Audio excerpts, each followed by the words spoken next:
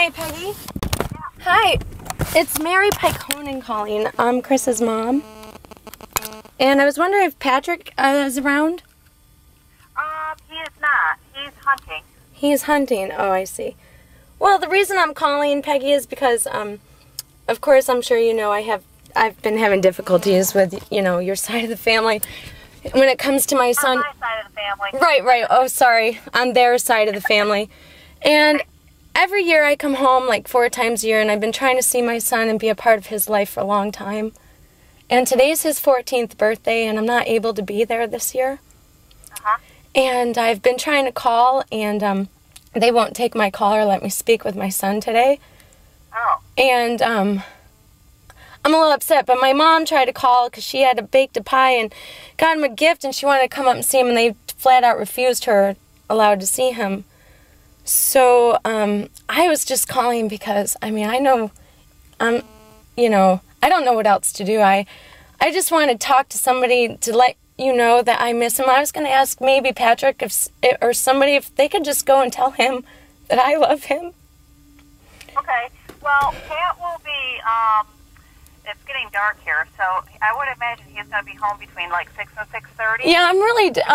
Leave your number, and I can see if he'll call you back, or if not, you can try back in a couple hours. That would be great. Just if he just goes and gives him a hug and just tells him. Okay. All right, Mary, give me your number. Okay, my number is 415 297 Okay. 9214. Okay. Do you try calling? Because I know they have caller ID. Who are you calling? I'm calling both. I've been calling both. Well, let me tell you what happened last year, Peggy. I came home for his birthday, and Brian and I took Christopher out for his birthday, for his 13th birthday. And I decided to stay in Elmira a little while longer to spend some more time with him. So I picked him up Thanksgiving Day, and Christopher had a black eye on Thanksgiving Day. So I asked Mr. Cleary, I said, why does Chris have a black eye? And he said, well, I kissed him too hard, Mary. And don't go making a big deal about her rocking the boat. You'll never see Chris again. You got me? And then I got to talk to him throughout Christmas, and then by the time March came around, Mr. Cleary stopped picking up my calls altogether. Like, I've been calling since Mother's Day and since March, and they will not pick up my calls at all. Well, I don't know, let me ask my daughter, but are you calling from a cell phone? Yeah, it's my cell phone. It's the only phone. If you dial *67 and then the phone number, it doesn't display. It will say unknown. Right. I know they don't accept just unknown calls, so I just call with my own number, and I've tried both ways. And I used to deal with Robert mainly when it came to Chris, because Colette and I don't get along. Yeah. And then they won't even let me talk to him on the phone now. I feel like I'm at square one 10 years later. I'm just so sad. I really, Peggy, I don't know what you've heard. I don't know what you... I know. I don't even go there, but... I know. But you know what? Let me just tell you, because you've never asked me and I've never talked to you about it, but I missed 2 appointments with my son. I asked them for help, and they took them away from me, and that was their idea of helping me. And I love my son. I don't care what those people tell you. Right. They don't tell me anything. Well... I don't talk to them. I don't blame you. They're really not nice people.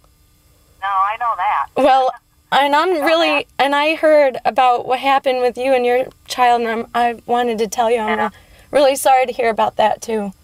Yeah, thank you. You know why? Because I kind of feel like I know what that's like, Right. I just wanted to... maybe, because Pat said something to me last year when I came home to see him for things. He said, well, Mary, I'm really glad to see that you're trying with Chris. It's like, Pat, are you kidding? He's my kid. Are you kidding? I couldn't believe he said that to me. Maybe he didn't even know how hard I've been fighting all these years. I'm sure he only hears the one side. Oh, I'm sure, but I've been fighting so hard. Hold on for just a second, please. Sure.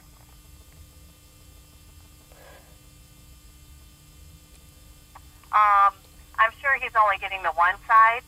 I'm sure. I'm sure. Yeah, I'm sure of it. Where that whole thing came from, but well, I've been biting my lips and trying to be cordial and trying to be kind and just be there for my son. And 10 years later, it's just not enough. I can't, you know. I'm really upset. I don't know what to tell you, because I really have alienated myself from them. So yeah, you and me both. Just for those reasons. Yeah, well, so I'm so sorry to have to call you. Peggy, I'm sorry. I'm so upset. Could probably talk to you. Well, I just wish that my son could just know I love him. And yeah, well, Pat would tell him, because he's, you know, hunting started today, and I know he was up there this morning. So I'm sure if he saw Chris, if he told him, you know, or I tell him that, he would definitely tell him. Just give him a hug and tell him his mom loves him. Yeah, he will. I'll tell him to do that. He will do that. That would be great. Yeah, he'll do that. They're really not nice people, Peggy. Oh, I know.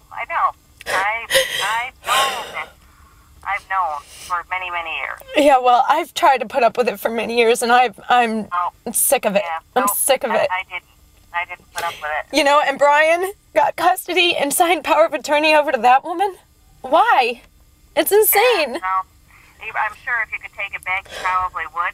But oh, well, he needed his butt covered because of the statutory rape. You know, his father and Colette really drilled that in his head. Oh, yeah. Oh, God, what a mess. And my little boy has to suffer for that. Yeah. You know, when we were living in hospitals and kids were dying all around us, I fought really hard for his life, and I prayed over his body every day.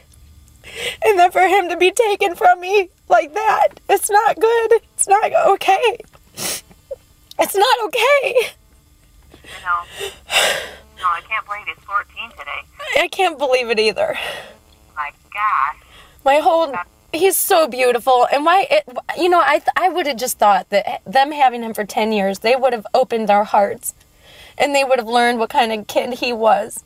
And they would have shared him because he deserves to have all the love in the world. Yeah. You know, and they don't, and they're just greedy. Yeah, no, and that's primarily, not primarily, but that's one of the reasons why I didn't agree with a lot of the stuff that, you know, how every time I went up there, it was in front of a television, and I was just like, because... They lock him in a room, Peg. They lock him in a room. I mean, I work with those types of children, and I just didn't agree with a lot of it, so I just even... Oh, did you hear they had him circumcised at 12? Did you hear that? Did you know that? They had him recircumcised at the age of 12. Why? I don't know. But when I came home in the summer of 2005, I told Mr. Cleary, I said, well, I'm going to come home for the summer for like a whole month. I want to spend some time with Chris. He said, oh, well, since you're coming home for the summer, I should probably tell you, we got him recircumcised. His dick looks good now. Oh, Lord. Yeah. And then the black eye. And you can only imagine what's going through my mind. And I told Colette, you can keep the fucking check. Give me my kid back. Yeah. Yeah.